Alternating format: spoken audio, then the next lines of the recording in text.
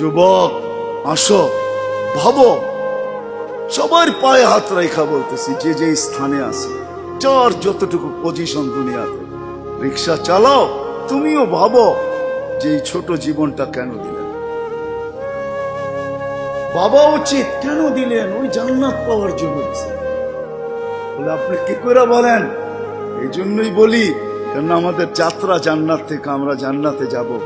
আদম আলাইহিস সালাম জান্নাত থেকে যাত্রা শুরু করছেন, আবার উনি ফিরা জান্নাতেই যাবেন।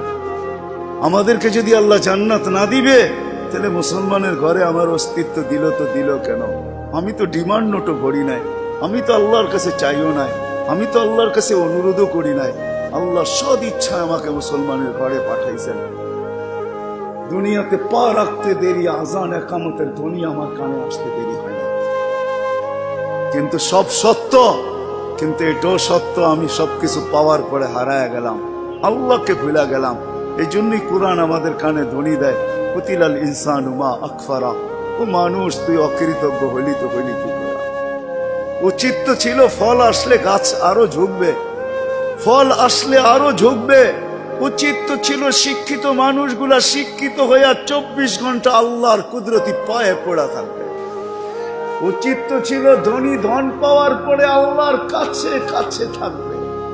উচিত তো ছিল যুবক যৌবন পাওয়ার পরে আল্লাহর কুদরতি পায়ে যায় মাথা ঠেকায় দেবে, মালিক তুই আমাকে যৌবন দিছিস, দূরে যাই তো যাই কি করা, যৌবন তো তোরই দেওয়া।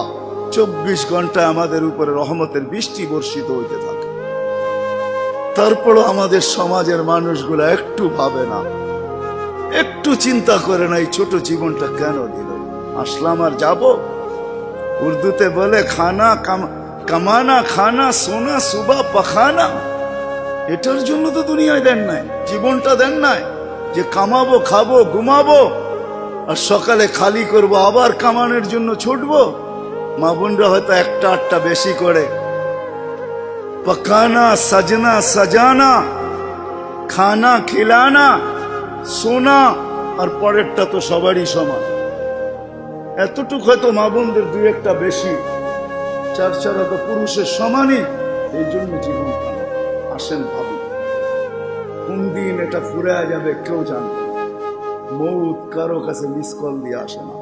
দুনিয়ার কোনো ব্যক্তিত্ব নাই, একজন ব্যক্তিত্ব ছিলেন, মৃত্যু যার কাছে বইলা আসতে হয়েছে। আল্লাহ নিজে বলছেন মালাকুল মউতকে, বন্ধুর কাছে যাবে, অনুমতি দিলে ঢুকবে, নাইলে ঢুকবে না। অনুমতি নিয়ে বুকে হাত রাখবে, নাইলে রাখবে না। আমার বন্ধুর অনুমতি ছাড়া হাত রাখবে না বুকে। একজনই দুনিয়াতে ব্যক্তিত্ব ছিল যার কাছে অনুমতি নিয়ে আসছে, কারো কাছে আজ পর্যন্ত অনুমতি নিয়ে আসে আর আসবেও না। সত্য এটাই। এই জন্য আসেন, ওই জান্নাত, এটাই আমাদের ছোট জীবনটার উদ্দেশ্য। এই জন্যই আল্লাহ ডেলি ডাকে, 5 বেলা ডাকে, গ্যারান্টি দিয়া ডাকে, সিল লাগায় ডাকে। ইদা সালুহা সালুহা সাইরুল আমাল। 5 ওয়াক্ত নামাজ যদি এই উম্মত কমপ্লিট করে দেখাইতে পারে, আল্লাহ আমাদের নবীজির সাথে ওয়াদা করছেন, আমিও আপনার উম্মতের জীবনকে কমপ্লিট বলে লেখা দিব। কোন বিষয়ে হাতই লাগাবো না, চোখই বুলাবো না, নামাজ ঠিক তো ঠিক। মুহাম্মদুর রাসূলুল্লাহ সাল্লাল্লাহু আলাইহি ওয়াসাল্লাম এই জন্যই আসছেন, এই জন্যই জীবনটা ভর চোখের পানি ঝরাইছেন, এখনো জড়াইতেছে। কিয়ামতের মাঠে আমাদেরকে নিয়ে চিৎকার দিবে, উম্মতি উম্মতি বলে চিৎকার দিবে। আসছিল যুবক যৌবন অবস্থায় তোমাকে জান্নাত পাওয়ায় দেওয়ার জন্য, নাইলে যে হাদিস শুনাইছি এটা কোনোদিন হইতো না, কোনোদিন হইতো না। যৌবন আসতে দেরি, পাইতে দেরি, তোমাকে জান্নাতের নিচে গ্যালারি বুকিং দিতে দেরি হবে না। তোমার জন্য আরশের নিচে তোমার জন্য গ্যালারি বুকিং হবে, সুপার ডিলাক্স গ্যালারি। সাবাতু ইয়াদিল্লুহুমুল্লাহু তাহতা দিল্লি আরশি ইয়াউমা লা দিল্লা ইল্লা দিল্লু শাবুন নাশা ফি ইবাদাতিল্লাহ। ওই যুবক যে দুনিয়ার এই গান্দা জিনিসের থেকে 60-70 বছরের জন্য চোখ বন্ধ করে নিছে, কান বন্ধ করে নিছে, জবান বন্ধ করে নিয়ে দৌড় লাগাইছে। আল্লাহ বলে তোমাকে আরশের নিচের সুপার ডিলাক্স গ্যালারিতে জায়গা দিবে, কিয়ামতের দিন ওইখানে জায়গা দিবে। হ্যাঁ, ওইখানে শুধু খালি মুখে বসে থাকতে হবে না, সব থাকবে ওইখানে, সব খাইতে থাকবে, সব বুক করতে থাকবে। আমল নামা উঠতে উঠতে ডাইনাতে চলে আসবে, তোমার যাইতেও হবে না, উঠতে উঠতে ফেরেশতা নিয়ে আসবে হাতে, ডাইন হাতে। আজকে যেরকম ছক্কা মারলে তোমরা বাজার গরম করে ফেলো, মহল্লা গরম করে ফেলো, ঠিক না? আরে বোঝো তো আমার কথা। তার ছক্কা ক্রিকেটে দেখো না, মাঝে মাঝে তোমাদের পছন্দের প্লেয়ার যদি ছক্কা মারে বা টিম যদি ছক্কা মারে, তাহলে পুরো বাজার গরম করে ফেলো, ঠিক না? আমল নামা ডাইনাতে আসতে দেরি, আরশের নিচ গরম করতে দেরি করবে না। উমুকরা উ কিতাবিয়া বলে একটা চিৎকার দিবে, আরশ পর্যন্ত কাইপা উঠবে।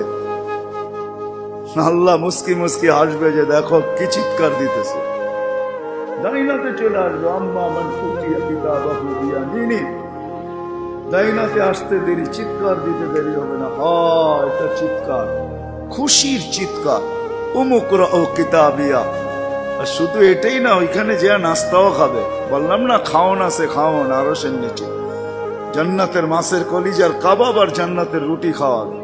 ফেরেশতারা আয়েশা বলবে আল্লাহর ওলি দুপুরের খানা জান্নাতে খাইতে হবে। এইখানে বৈশা বৈশা একজন আরেকজনের দেখায় সময় কাটাইলে চলবে না। জিজ্ঞাসা করবে কি পাকাইছে আল্লাহ দুপুরে? যাবাহা লাকুম সাওরাল জান্নাত, জান্নাতের ষাঁড় জবাই। জিজ্ঞাসা করবে কোথার থেকে আনছে? আমাদের আমিন বাজার মিরপুর থেকে। কেনা রব্বা হাফি আকনাফিল জান্নাহ, জান্নাতের কোনায় কোনায় বিচরণ হয়ে বড় হয়েছে।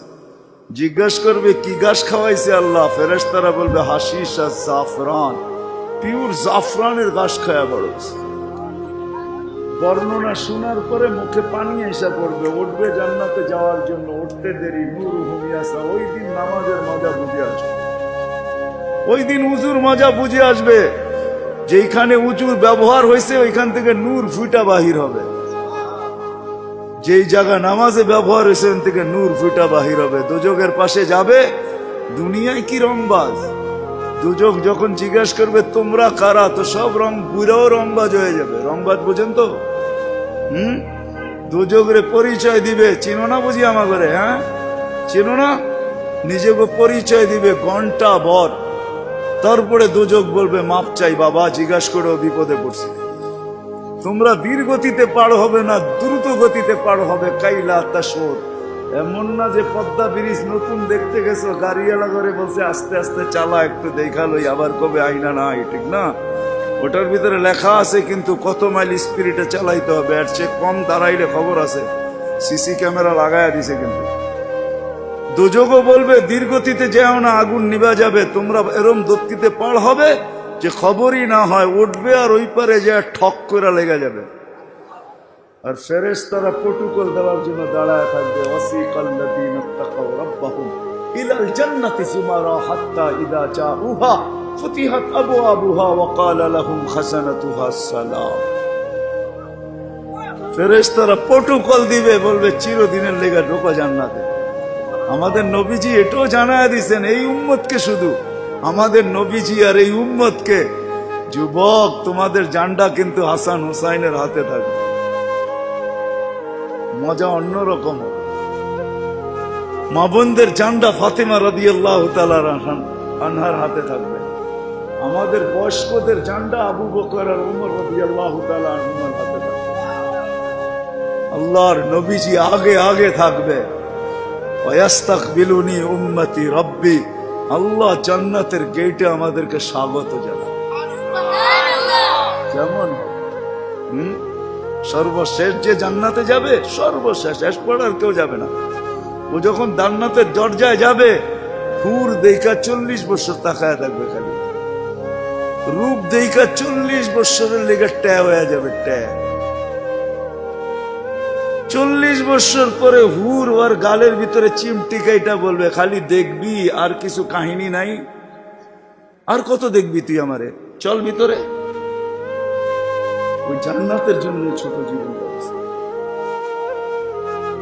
ওটার জন্যই যার কাছে যে যে অবস্থানে, এই অবস্থানটা ওই জান্নাতের জন্য কাটাবে কিভাবে, এটার জন্য মুহাম্মদুর রাসূলুল্লাহ সাল্লাল্লাহু আলাইহি ওয়াসাল্লাম।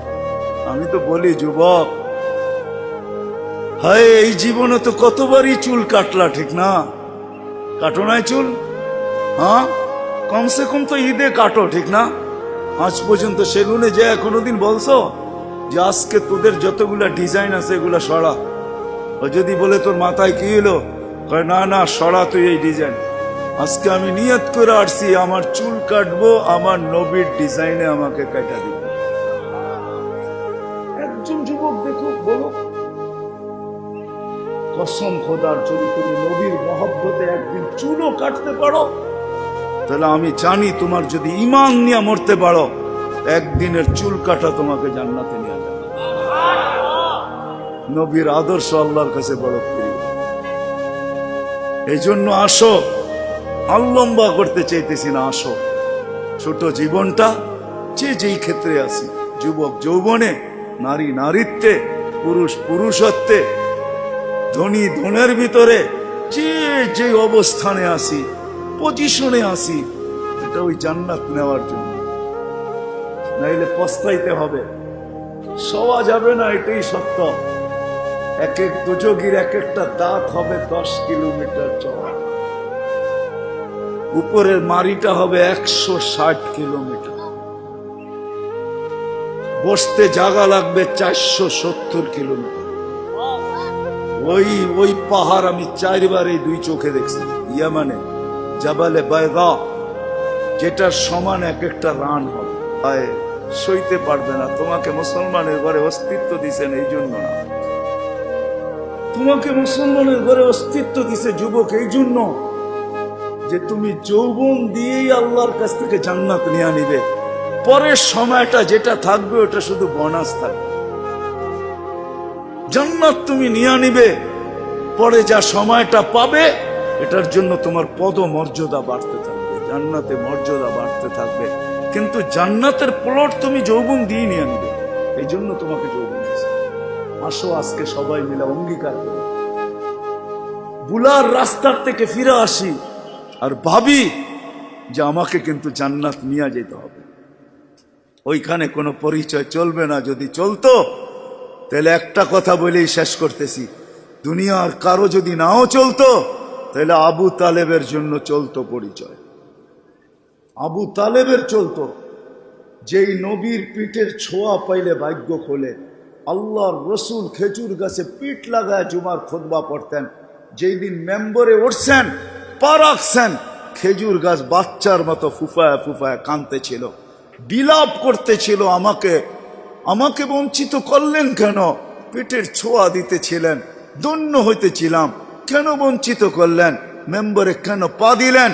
আল্লাহর রসুল সান্ত্বনা দিতে দিতে এই পর্যন্ত সান্ত্বনা দেওয়ার পরে কান্না থামছে যে তোকে আমি জান্নাতে নিয়ে যাব।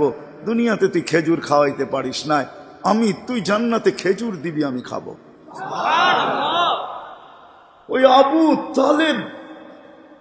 আবু তালেবই আল্লাহ রসুলের ছোঁয়ায় ধন্য হইত।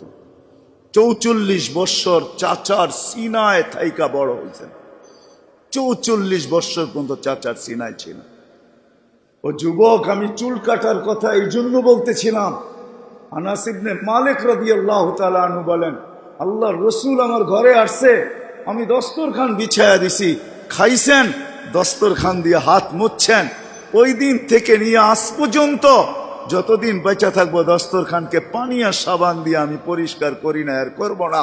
যখনই ময়লা হয় আমি আগুনে নিক্ষেপ করি, আগুন ময়লা খায়া ছাই করে ফেলে, আমাকে চকচকে দস্তরখান ফেরত দেয়।